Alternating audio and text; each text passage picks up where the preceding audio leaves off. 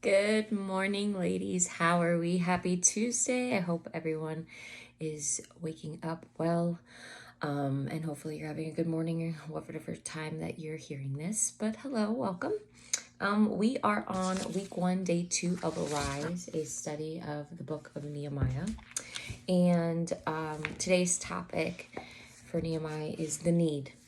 And they ask us to read, the devotion asks us to read Nehemiah chapter 1, verses 1 through 4. And it goes about like this. It was about 13 years after Ezra had led a mission to rebuild the temple that we see Hanani bring the message of the condition of Jerusalem to Nehemiah. Nehemiah asks for a status update on the Promised Land, specifically the city of Jerusalem and the exiles that had returned from captivity. The news was not good.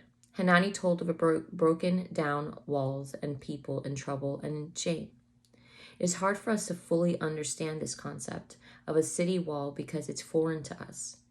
What was at stake here? The wall was the security of the city, so without it, Jerusalem was left open to attack from every side. This is what kept the nation separate and secure from the surrounding nations. Without it, the nation would blend into the culture around them, face military opposition, and likely cease to exist. But Nehemiah's concern was much deeper than just patriotism to his homeland. Nehemiah was concerned for God's people and for the glory of God's name. Nehemiah knew that God had a promised Messiah that would come from Israel. A deliverer was promised that would make right all that had been made wrong by sin. But if there was no Israel, there would be no Messiah. Nehemiah felt the weight of that truth, and his heart was moved to action. Nehemiah recognized that God was writing a story of redemption through his people, and he was willing to play his part in this grand narrative.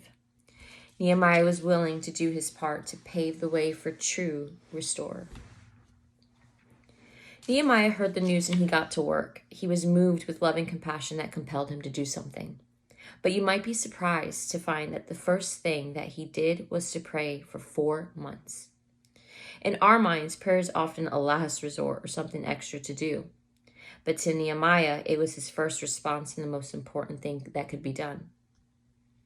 Nehemiah recognized that God was the only one that could restore what had been broken in Jerusalem.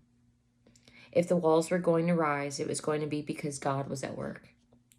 Prayer was Nehemiah's first priority, and the work of rebuilding began when coming to God in prayer.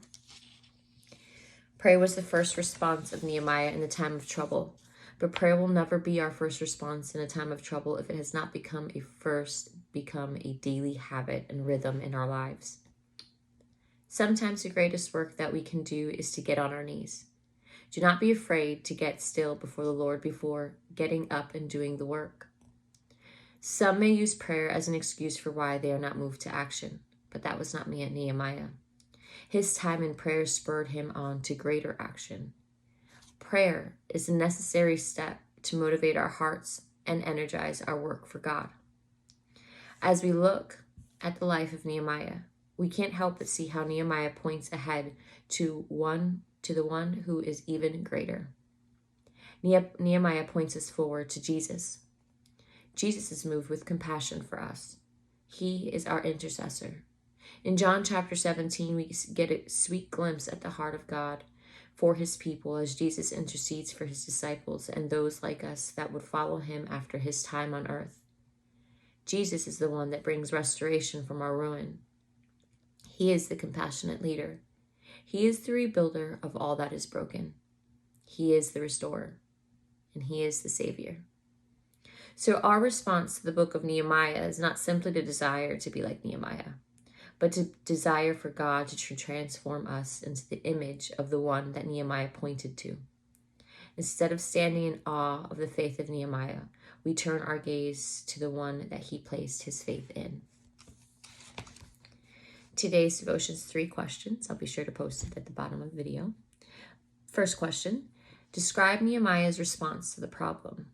What is your typical response to a problem?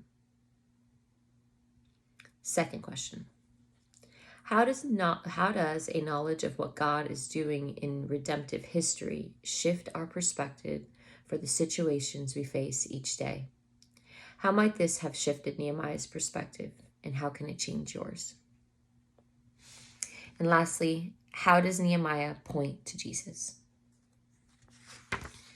And that is all for today's devotion, ladies. I hope you enjoy it. If you have any questions and would like to review some things and just converse, send me a message. I'll be more than happy to chat with you. But other than that, I'm going to wrap it up, take the kiddos to school, and get this day going. I hope you all have an awesome day, and we'll chat later. Bye.